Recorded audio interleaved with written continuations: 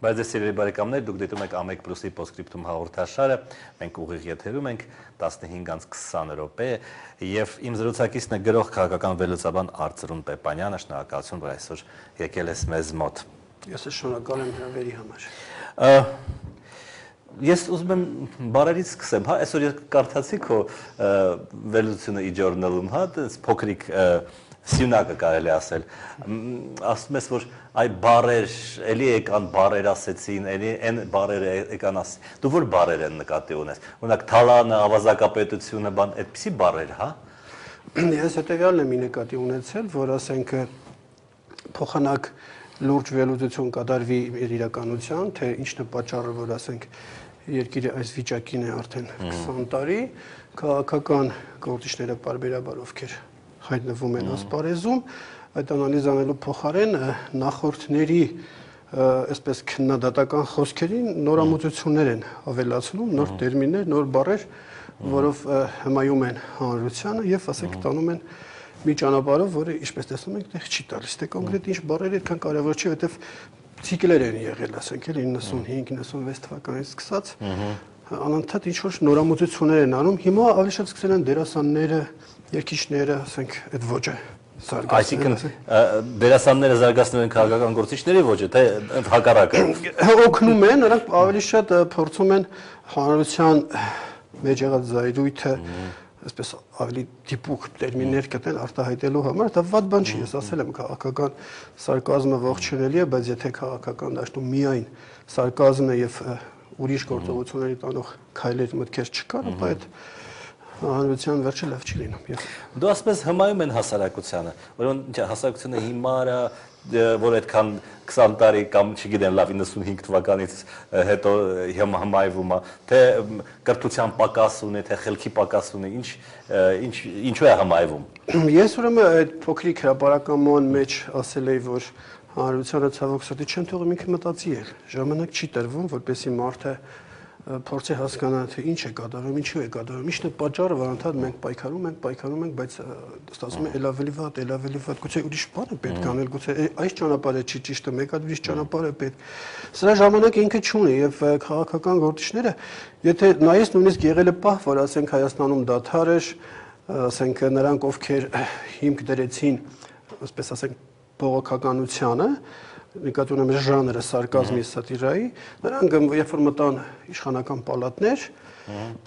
պարզավոր թվականին մի պահ պաուզա եղավ, որտեղ իրենք զբաղված էին իշխանության մեջ, դրսից եկան մարդիկ։ 1-2 եւ այստեղ սկսեցին Արկադի Վարդանյան սկսեցին զբաղեցնել հանրությանը, ելի նույն ճանապարհով տանել, մինչև ներսում սեփական ընդդիմությունը նորից վերարթնացավ եւ ինքը սկսեց։ Սա վատ բան չի, բայց դրան զուգահեռ նաեւ պիտի լուրջ անալիզներ արվեն, ներկայացվեն մարդկանց, թե ինչ է կատարվում, ինչու է կատարվում, նույն այդ ձեր հարցին էլ փորձեն պատասխանել։ Իսկ այս հանրությունը ով է, իրենից ինչ է ներկայացնում, գուցե հանրության մեղքն է, որ ասենք մեր իրականությունը այսպեսին։ Այս հարցերով զբաղվող չկա, սա է ցավը։ Դե արձանագրվում է համենայն դեպս 92 թվականից մոտավորապես երկիրը աղետալի վիճակի մեջ է։ Ուրեմն որքան շուտ հեռանան այս իշխանությունները հասկանում են բոլոր 3 նախագահներին, այդքան շուտ վիճակը կդզվի եւս այսպես շարունակել ոչ մի րոպե, ոչ մի վայրկյան չի կարելի եւ այլն եւ այլն։ Այսինքն կարծես թե ահազանգը հնչեցվում է, բայց այդ ահազանգը հնչեցնելուց հետո ոչ մի լավ բան տեղի չի ունենում։ Ուրեմն 1997 թվականին, երբ շատ ուժեղ ահազանգ էր հնչում, ձեր ասած, եւ կար առաջնորդ 200,000 ասենք մարդիկ, այսպես խաղաղ։ Ով էր հնչեցնում 97 թվականին։ Այս ժամանակ ես մի էլի ձեր ասածն էին ասում, մինչև այս իշխանությունները, նախագահը եւ իր մերձավորները չհեռանան, ապա մեր երկիրը չի շնչելու, լավ օր չի ունենալու։ Ես այս ժամանակ հանդգնեցի մի հրապարակում ունեցա, կոչվում էր ակտիվորեն պայքարենք հողմաղացների դեմ, որտեղ ես ասում եի, որ քանի նախագահ է հարկավոր փոխել, որպեսզի հասկանանք, որ պատճառը խորն է։ Եվ ասում եք, գա ժամանակ, ձեր ասած նախագահը այլևս իշխանության չի լինի, իր հետ եղած մարդիկ իշխանության չի լինի, եւ դուք կտեսնեք, որ ոչինչ էական չի փոխվի։ Այդպես էլ եղավ, բայց այն ժամանակ ինձ մեղադրեցին ազգադավության մեջ, որոշ ընդդիմադիր թերթեր Պարզ է ինչ կգրեին, հետո եկավ երկրորդ նախագահը նորից ձեր ասած արեցին, ես այդ ժամանակ էլ ասեցի, որ հարգելիներս Հիշում եք անցած անգամ ասում եք, ես այսպես ասեցի, հիմա նորից եմ կրկնում իմ ասածը, կգնա երկրորդ նախագահը, ոչինչ եկան չի փոխվի։ Էլի ինձ ինչպես կերավեցիք հիմա էլ եմ ասում նույնը։ Հա, բայց հիմա չեն անում այլևս։ Երևի արդեն ընտելացել են մտքի հետ։ Մի մասը խելոքացել է, որ արդեն 3 փորձ եղավ, իրանք զգում են, որ շիշոր մի բան այն չի։ Հասկանում եք, բայց դրանով ավարտվում է, բայց քանի լույսը բացվում է իրեն քաղաքական գործիչը մի բան պիտի անեն, իսկ իրականում ինչ է պետք չգիտեն, իրանք ասենք զարգացնում են քաղաքական սատիրայի ժանրը։ Դու եւ որպես գրող եւ որպես վերլուծաբան սովորաբար սովորություն ունես դիմելու պատմությանը, հա, եւ ոչ միայն Հայաստանի, ընդհանրապես պատմությանը, այնտեղ դու այդ պատասխանները գտնում ես, լավ, ուրիշ ազգերին հələ թողնենք, հա, մեր պատմությանը, որովհետեւ այնուամենայնիվ ինչ լավ բան է արել հայ ժողովուրդը, քրիստոնեությունը ընդունել է, ավարայրում հաղթել է եւ 20-րդ դարում 3 անգամ փորձել է պետություն ստեղծել, անկախ պետություն ունենալ։ Այնուամենայնիվ այս բաները եղել է։ Ինչ որ բան քեզ հուշում են այդ բաները, այնտեղ ես դու փնտրում պատասխանները։ Ուրեմն ես այսպես ասեմ, ինչու է ես վստահ, որ 97 թվականին ես ասում եի առաջին նախագահ հեռանա, ոչինչ չի փոխվել։ Ինչու է վստահ։ Եվ պարզվեց ճիշտ եմ, չէ՞։ Ես այսպես մոգությամբ չէի վատը փոխվել։ Հա, ասում եմ ավելի վատ է լինելու։ Միջազգային դա ավելի էլի եմ ասել, քանից ես որ մեր կորը անդադանգում է ունենալու։ Նույնիսկ մի 4 տարի առաջ ասել եմ, որ այսպես է լինելու, բոլոր քաղաքական կուսակցությունները, առաջնորդները, հանրային կառույցները բոլորը բարեապես մեռնելու են։ Ու այդպես էլ եղավ, ինչու եմ ես վստահ սրանում, սա է հարցը, էլի։ Տխուր է իհարկե, որ ես ճիշտ եմ դուրս գալիս, բայց հաշվարկի խնդիր է։ Այ ես էլ փորձելով լավ հիշում ես այն ժամանակ ես առաջի իշխանության մեջ էի, այսպես ասած բոլորի ձեռքով էի բարևում, տեսնում էի այլափոխումը, ասենք շարժումից մինչև ասենք 95 թիվ, իմ մոտ հարցեր առաջանում, ասենք ինչու է այսպես։ Եվ մի քիչ ավելի հետ գնացի, տեսնենք ասենք խորհրդային շրջանումով ենք եղել, առաջի հանրապետությունը ինչպիսին են եղել, երբ որ ասենք բացում ես առաջի հանրապետության արխիվները, արդեն ահագի բան հասկանում ես, որ այս իրականությունը նույն ձև եղել է, ասենք, առաջին հանրապետության տարիներին։ Եվ քեզ մոտ հարց է առաջանում, եթե 100 տարվա մեջ անընդհատ կրկնվում է նույն երևույթները, դա նշանակում արդեն այս նախագահները չեն մեղավոր։ Իրանք հետևանք են, քանի որ իրենք դեռ ծնված չեն եղել, այդ բացական երևույթները եղել են։ Պարզապես հիմա ինչ-ինչ պատճառներով, գլխավորապես կապիտալիզմի կայացման փուլով պայմանավորված, դրանք խթանվում են։ Մի քիչ ավելի ենք հետ գնում, անընդհատ պիտի քեզ հարց տաս, լավ, իսկ առաջի հանրապետության տարիներին ինչու էր վատ։ Էլի ես հետ գնում, եւ այսպես շատ որ հետ ես գնում, այդ պատասխանը ստանում ես, որ դա այսպես ասեմ բանաձև կա, նու պայմանականորեն եմ ասում, էլի հանրության վարքի բանաձև, ասենք դու եթե ճիշտ ուսումնասիրես, կարող ես բանաձևը մոտարապես գրես եւ իմանաս 5 տարի հետո ինչ է լինելու ընդդիմության հետ, իշխանության հետ, հանրության հետ։ Այդ բանաձևով ես օրինակ 98 թվականին, որ երկրորդ նախագահը դարձավ առաջին նախագահ, մի հոդված գրեցի Ռոբերտ Քոչարյանի ծանր ժառանգությունը, այն ժամանակ եթե քիչս կար ողջավորություն, որ ախա գնաց, հիմա եկավ տղան, այսպես զինվոր կփոխի երկիրը։ Ես ընդհանուր այդ բանաձևը գրեցի, իրան, որ վերջի լավ չի լինելու։ Այն ինչ որ եղավ հետո, այն ժամանակ էլ չէին հավատում։ Անցյալը նայելով դու հասկանում ես հանրությանը ինչ ճանապարհ անցել, ինքը ինչ բացասական բեռ է կրում իր հետ, նաև ինչ դրական բեռ է կրում իր հետ, որ հասկանում ես ինչ է կատարվում։ Այ սկիզբը որտեղ էր սկսվել։ Գրիգոր Լուսավորչից էր սկսել, թե դրանից։ Հիմա տես, ես հիմա ինքս էլ եմ եղում մարդկանց հետ փորձում եմ հետ գնալ, կարող եմ մոտեցում այդքան գիտական չի, ես այսպես զուգահեռ եմ հասկանում։ Ընդհանրենք մարդուն ուզում են բուժեն, ասենք ես եմ, չէ՞, եթե ուզում են բուժեն, ինչ են անում, նայում են իմ կենսագրությունը Եվ տեսնում են, կարող է ես հիվանդ չեմ, կարող է սա իմ ժառանգական է եւ հետեւաբար շատ բարդ գործ է, չէ՞, ինձ վերադարձնել, ասենք դարձնել Արամ Աբիանյանի նման։ Կարող է գենետիկ է, կարող է իծն է, կարող է ձեռքբերովի է։ Վերջի վերջով պիտի հասկանան, եթե ես բուժում են, երբ եմ ես առողջ եղել եւ առողջ ժամանակ ինչ կեցվածք եմ ունեցել, չէ՞, ինչ պարամետրեր եւ այլը։ Նույնը ես առաջարկում եմ վերցնել հանրության դեպքում։ Ունենք ներկա հայ հանրությունը եւ ուզում ենք մտահոգենք, ուզում ենք փոխենք, լավացնենք, չէ՞։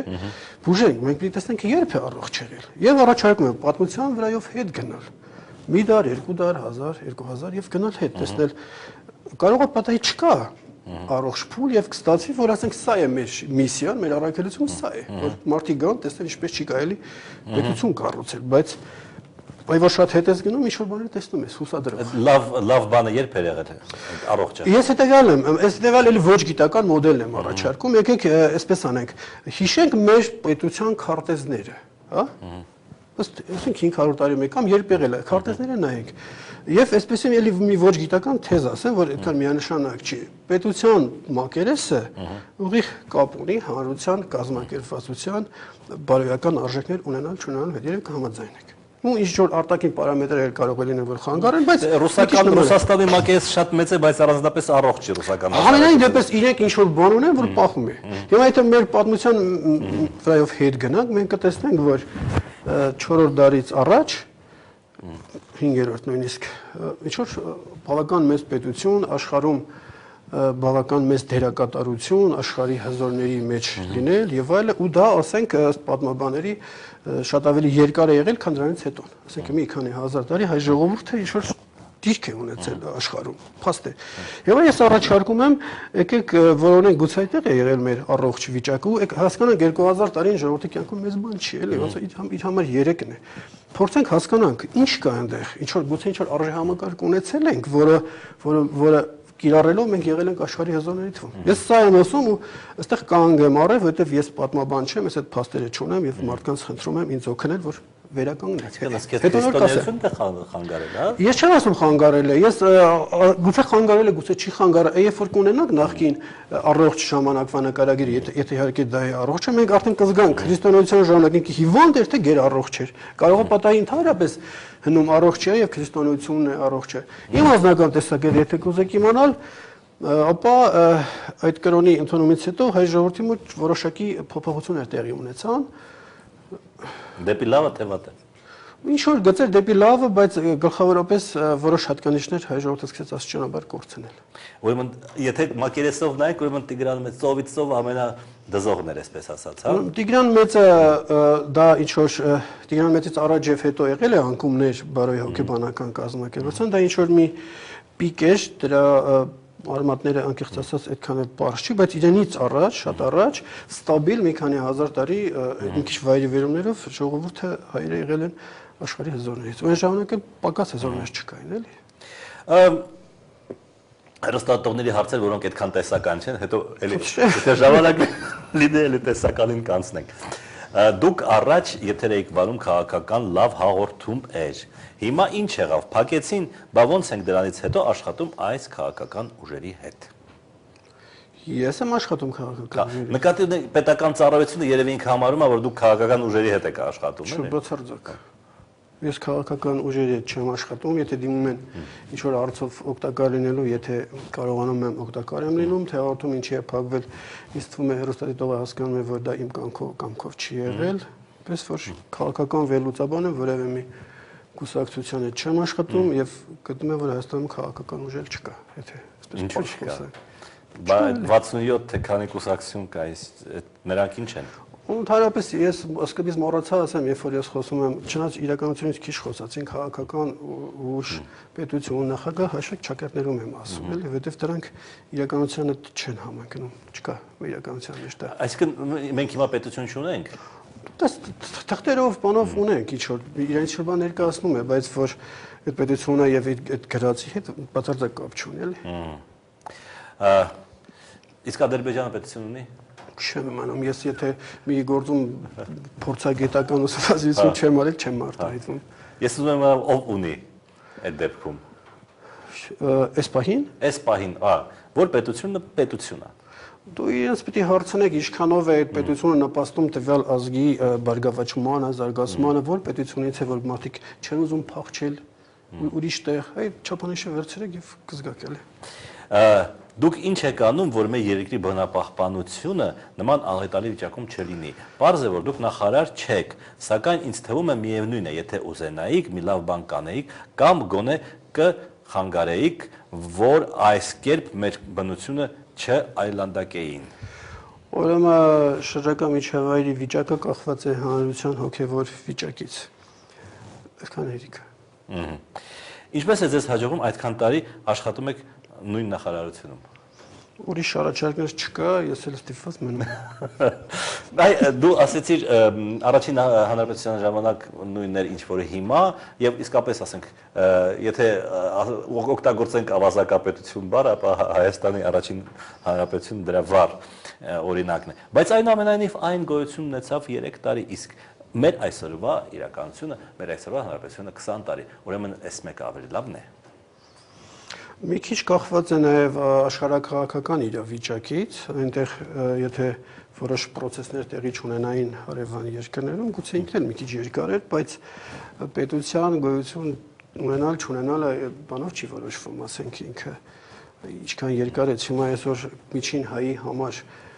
կա պետությունը, թե չէ։ Եթե հասկանանք պետությունը ինչ ֆունկցիաներ ունի եւ ինչ պիտի անի ինձ համար, քեզ համար, մենք էլ իր համար, եթե մենք հիմա դնենք տեստավորենք, կգանք որ չկա ինքը։ Այնպես որ նաև եկեք ռեալ նայենք, էլ միայն ժամանակով չի։ Այսինքն, եթե մարդը գնում է, չգիտեմ, թաղապետարան որևէ տեղեկանք վերցնելու, նա պետության հետ չի առնչվում։ Գիտեք ոնց է, եթե գնում է, ինչ որ դրա անունը դնենք պետություն, բայց դա այդ քաղաքացու պետությունը, եթե գնում է իրեն սրտաբաց ընդունում են եւ ասում են, ինչ խնդիր ունեք, ասացեք, մենք ձեր հարկերով ենք ստանում աշխատավարձ, ինչով ձեզ օգտակար լինենք, հա։ Խնդրեմ վաղը եկեք, խորհուրդ տան ասեն, չէ, գիտեք, այս բիզնեսը մի արեք, այս բիզնեսն արեք, վարկ եք ուզում տանք եւ այլ եւ այլ։ Ես կզգամ, որ սա իմ պետությունն է։ Բայց եթե գնում ես եւ տեսնում ես այն ինչ որ կա, քո պետությունը չէ, Աստված գիտի ունի։ Ես սա ի նկատի ունեմ բարդ հարց է, մեղադրի ես ոչ մեկին չեմ մեղադրում, պարզ ասեմ քեզ այդ բանաձևով հենց սա էլ պիտի լիներ։ Հարցը մենք կարող ենք փոխել թե չէ։ Ոչ անկախ պետությունը, հա, որովհետև միջին հայի համար իմիջայլոց անկախությունը քանի որ այդքան լավ չստացվեց, ասում են դե ռուսի շվակի տակ ապրում էինք, ավելի լավ էր, համենայն դեպս աշխատավարձ ենք ստանում, մեր գլուխը պահում էինք, չէինք ուզում փախչեինք կամ մի քանիսը ուզում էին, այսինքն հարյուրավոր մարդիկ ուզում էին փախչեին, բայց հիմնական չէին ուզում փախչեին եւ այլն։ Այսինքն անկախության գաղափարը, հա, մենք հիմա մոտենում ենք, այսպես ասած Հոբելյանին, ինչու է այդքան ստորադասվել կամ Գիտեք ինչու՞մ է հարցը, կյանքը ցույց տվեց, որ մենք ի վիճակի չենք որպես հանրություն կարգավորել մեր կյանքը, այսպես ռացիոնալ օրենքներ դնել, որ անցնող օրը մեզ առաջընթաց ու զարգացում բերի, դա մեր մեղքն է, որպես որ հանրություն կազմակերպված չէ, անկախություն դա այդ կապ չունի։ Եթե մենք մնայինք ռուսների տակ, իսկ այն ժամանակ ես հիշում եմ, ասենք տարիքով մարդիկ ես երեխայի, ասում էին, այ եթե իրանք չլինեն, մենք այս կանենք, այն կանենք եւ երջանիկ կյանք ստեղծենք։ Հա, եթե դուրս չգանք, հավերժ մտածելու էինք, որ մենք իդեալական ենք, մենք կարող ենք ամեն ինչ, բոլոր թերությունները ռուսներն են մեղավոր, իրանց ինչ որ անուններ էին ասում, բայց հիմա այս սա ամենամեծ դասը այն էր, որ մեզ ցույց տվեց, որ մենք որպես հանրություն խնդրեմ ունենք, մենք մտածելու տեղ ունենք, ու անկախությունը չի մեղավոր, ու հիմա չեն